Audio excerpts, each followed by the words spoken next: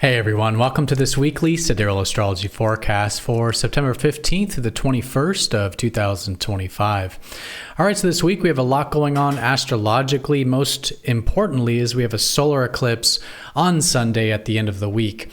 So as we do approach the weekend, it is ending the current lunar cycle. Now this has already been an eclipse lunar month, being that we just had that lunar eclipse about 2 weeks ago, but now we are starting really a fresh new one. So as we approach the weekend, closing things out, creating some space, letting the energies die down a little bit for what usually is a quite spiritual, quite awakening, in this case, quite releasing new beginning as we start the solar eclipse Sunday going into next week. Now, in terms of the aspects, we do have some sign changes at the beginning of the week. Mercury just recently went into Virgo. The sun is now going into Virgo on Tuesday. So we're definitely having a shift of focus, and it's from what has been really the expressive and Leo qualities.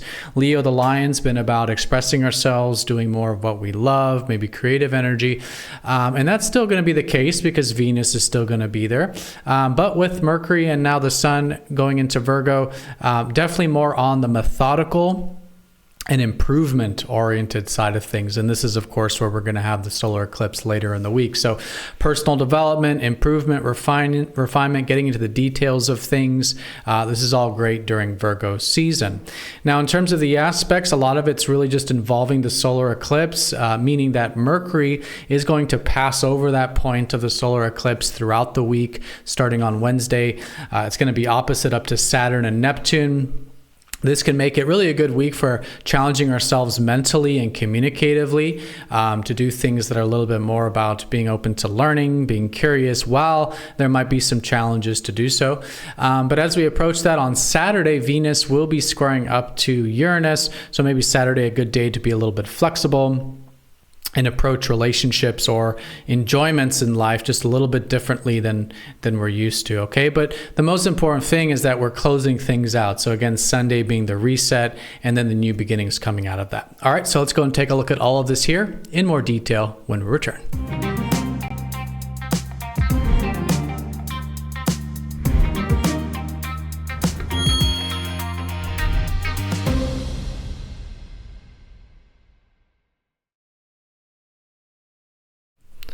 Alrighty, so here's the sky for this week. We're going to look at this for each day of the week, starting first with Monday, September 15th. And as you can see here, we are using the visible sky on this channel, which is very different from mainstream astrology. You won't see this visible sky in mainstream astrology because unfortunately they don't use it. Even with other sidereal systems like Vedic astrology, they are simplifying the zodiac into equal parts. And so that's not how we see it. That's not how our ancestors designed it, let's say. So here we're taking that into account. The actual sizes, as you can see, Leo is very large, Cancer is very small. These kinds of things are taken into account here. So if you're noticing the signs are different, like maybe you were already expecting the sun to be in Virgo, definitely check out that link down below for more information. Okay, so let's do a quick recap because we have these sign changes, right? So the most important thing this week, as I said, is we're closing out the current really what has been the eclipse month and starting a fresh new eclipse month. Now this month though has been more on the lunar eclipse side, which dealt more with making some shifts and changes to our life path.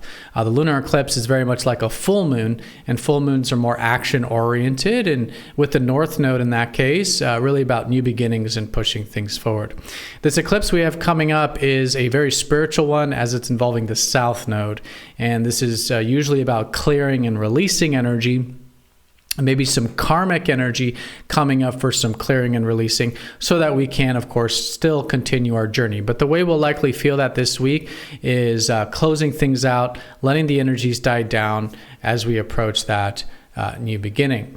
So with that in mind, like I said, the sun and Mercury are now shifting into Virgo this week. Give it a couple days for the sun, maybe around Tuesday, Wednesday, but definitely more into the improvement side of things. Now we've already had Mars here, so it's already been really good to be asserting and taking action. in a way that's about improvement and refinement. But now, especially the Sun and Mercury, of course, as well, really starting to think this way and express ourselves this way and really focusing on life in this way. I think it's always really good to be, again, focused on what can be improved and fixed, which I think what Virgo shows is really ourselves. It's about focusing on the things we do have control over and letting go of the things that we don't have control over. And so while it is a good time for doing and refinement and improvement, getting into the details, of course, focusing on those things that we do have control over there, right? So personal development, I think, is always a great way of working with Virgo, focusing on things like our work, our service, our routines, our habits, our day-to-day life. These kinds of things that are in our immediate control is always great. But this is definitely the focus here for these coming months, as Virgo is a very large constellation, and we'll still have Venus transiting through there down the road.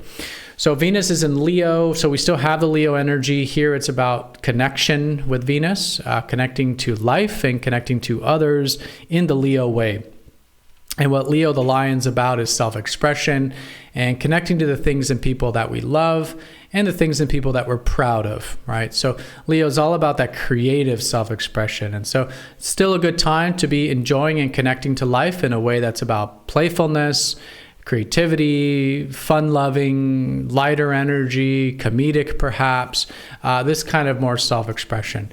Things we find fun, enjoyable, or we're just more passionate about. So great to be connecting to life and others in that way with Venus here. Okay, so that's the placements, okay, really concentrated in the Leo Virgo parts of the sky in terms of the fast-moving planets, but mostly on the Virgo, as you can see, starting this week. So in terms of the aspects, it looks like a lot, but I'm going to simplify this. It's actually quite straightforward. One thing that starts at the beginning of the week is that Venus does sextile up to Mars. This is the yin and yang elements of the self, the masculine and feminine elements of the self. And so here with a sextile, there's just an opening for connecting these two parts of ourself, and of course, even in our relationships as well. But sextiles are nothing we're forced into. They're very minor in the sense that they just kind of present themselves, and we can choose or choose not to work with that energy.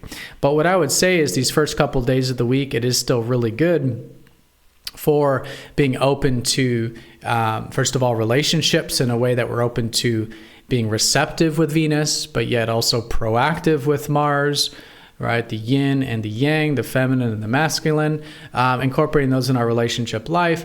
And I say that more in that interpersonal realm, but it is fundamentally inwardly, right? So connecting to the receptive part of ourselves and the masculine part of ourselves. And so there can be a very good harmony, a very good link, a very good connection between these polarities. And I would say too, in terms of the relating and just the more perhaps social element, the moon will be in Gemini while this is going on Monday and Tuesday. And Gemini is always a really good time to be curious and interested. And so that can mean socially, right? A little more interested. It can mean some themes around maybe connecting to peers, maybe neighbors, the community, this kind of a thing. So good to be interested and willing to exchange also business and trade. But fundamentally, again, just being interested in general. And so it can be a good time to maybe pick up that book, maybe do some reading, maybe do some writing. This idea of being interested in life and curious is a great way of working with these couple days. But with Venus sextiling Mars, there can be a lot of support to do that when it comes to the feminine and masculine energies of life. Now, what you're seeing here is essentially Chiron being involved. Now, Chiron's more minor in his influence already, plus it's a sextile, but I just want to say that some of this interpersonal stuff or some of this masculine and feminine stuff can actually be quite healing and quite therapeutic. So if there is anything that you feel like maybe on the Venus side, that maybe it's about enjoying things a little bit more, maybe being a little more receptive, wanting to connect, this can be very healing and rejuvenating. And with Mars, perhaps asserting ourselves and expressing ourselves can be very healing and rejuvenating as well. So all that stuff just has a nice link with Chiron, and there can be really a supportive element with this. Even though Mars is opposite up to Chiron, there could be some really good integrations there, okay? So these are really the way I would classify these first couple days of the week.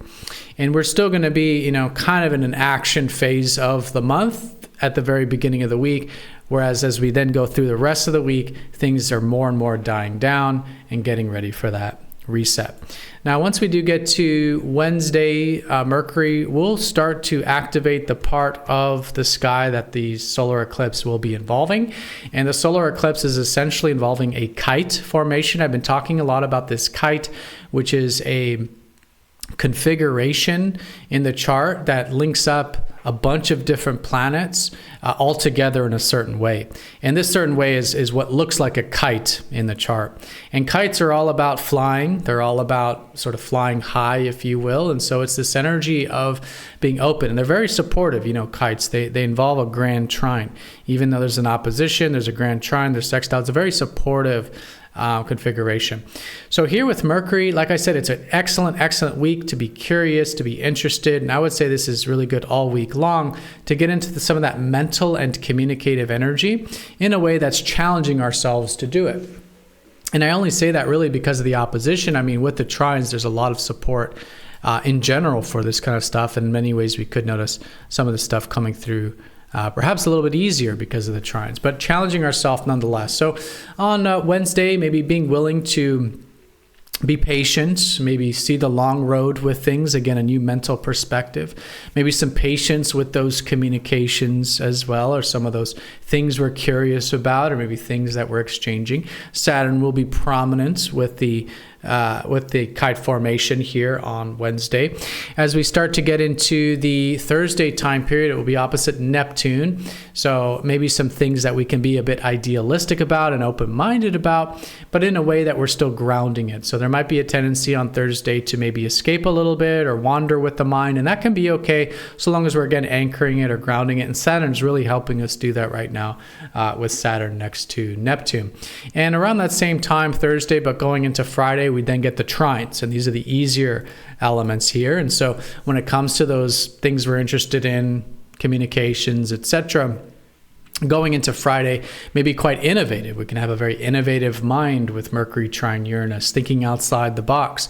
With Mercury trine Pluto, a deep mind, deep communications, which can also be quite supportive as well. So as you can see, involving a lot of different things, but challenging ourselves and developing in the realm of communication, perspective, thought, thinking, learning, curiosity is just really a great way of working with this week. And in this particular case, probably this more middle part of the week. Now, I will say on Wednesday, the moon will be in Cancer. And so Wednesday could be a good day for some nurturance, some caring, some protecting for ourselves and others. The Cancer, the crab, is creating that safe and secure environment so that we can connect to the more personal elements of life. And then once we do get to that Thursday and onwards, we're really starting to get to the closing out phase of a month, because the moon will go into Leo, which is the sign that we had the last new moon, the last beginning of this current cycle. So Leo's closing out this rest of the week as we approach the eclipse on Sunday. And so Leo is perhaps about closing out these themes around self-expression. Yes, Venus is still there. It's great to still be connecting here, but really, again, seeing how we can wrap things up and close things out. So what are some things that maybe you can finalize this week approaching Sunday that involve self-expression, that involve matters of the heart, that involves some of that passion?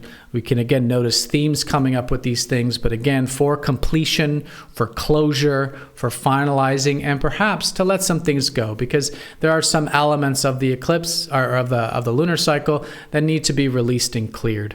And this is what creates the space for, in this case, the eclipse coming up. So we want to do both things, kind of close things out so we create more space, but also at the same time, perhaps release or let some things go in order to create some space. And this is what is the garden bed being cleared, if you will, for the seeds that will be planted with that solar eclipse on Sunday. Now, one more aspect I just want to talk about here is Venus squaring up to Uranus on Saturday. Saturday is just going to be a good day to roll with things a little bit, get outside the norm a little bit. If we can challenge ourselves to get outside of our normal way of doing things, maybe be a little spontaneous in constructive ways, there is perhaps going to be a tendency to want to be rash or impulsive with maybe some things involving those connections. Relationships can also be a little bit out of left field. But fundamentally, being willing to have new experiences, grounding that, so having that intention to have new experiences, but at the same time, constructively with conscious awareness, right, can make this fantastic. And this is a great way to have new connections, to have new enjoyments in life, to have new experiences that we maybe normally wouldn't have because maybe we were, going about it differently before. And so we want to stretch a little bit. We want to experiment a little bit. We want to get outside of our own comfort zone or our own status quo a little bit in order to enjoy life, connect a little bit differently than we might normally. All right, so that can be very constructive, again, in the context of just letting this time being clearing and releasing for the eclipse. Because again, the most important thing is the eclipse. That's on Sunday.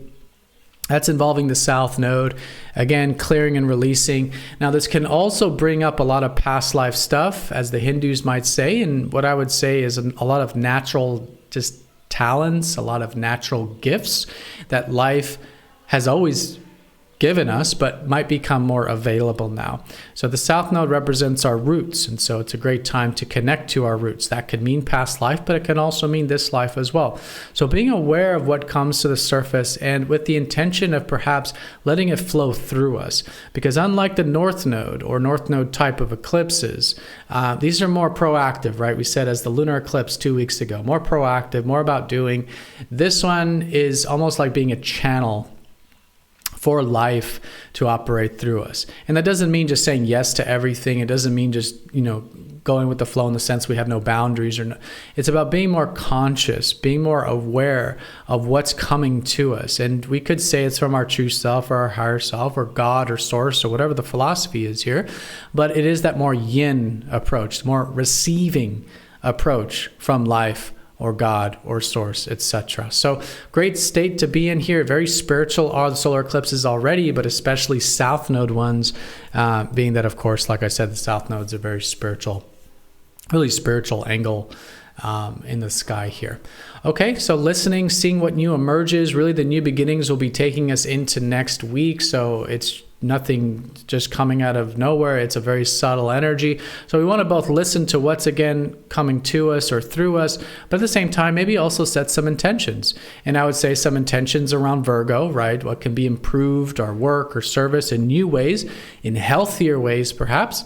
Control, perfection, refinement in healthier ways. This is what the South Node wants us to do, to release and clear all the perhaps unhealthy or just ways that are no longer serving us, ways of doing, in this case, the Virgo kind of stuff here, okay? So one thing I want to mention is that the South Node has officially entered Leo, though, and so even though the eclipse is technically in Virgo, there's a lot of Leo energy that's being cleared as well. It's still early. This is really going to be a 2-year process regarding the South Node in Leo.